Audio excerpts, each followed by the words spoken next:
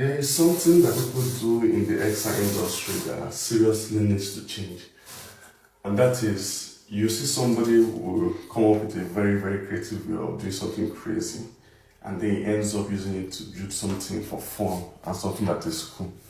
While I'm not really after building fun and playful and crazy stuff, there's need for a change in orientation and mindset.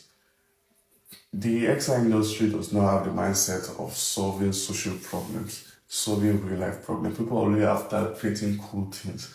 And there's no way cool things can really take us far. It might be good to use cool stuff to experiment the possibilities of things, like being able to, let's say, take up a virtual spray and spray on the virtual wall as if you're painting on the real one. It's nice to see that. But the next question is, how does this help people? How does it help the average human beings on the road? And if we can tend ourselves or direct all those efforts towards looking for problems in the world that we can solve, building out companies from them, solving different kinds of issues, then XR becomes more impactful and become more mainstream in the sense that people will have needs to use them.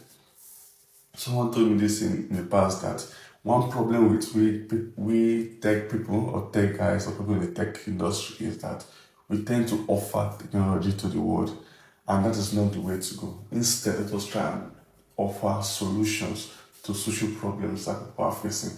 There are different sectors in the world that have different problems, and XR has the ability to solve all these problems easily if we can channel it properly.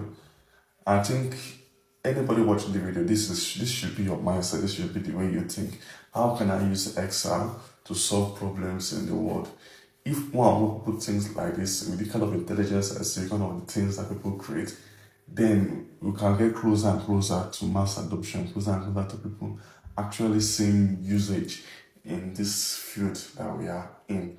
And the more people use it, the more potentials can arise, the more innovation can come out, the more things that can be done. So this is what I've noticed.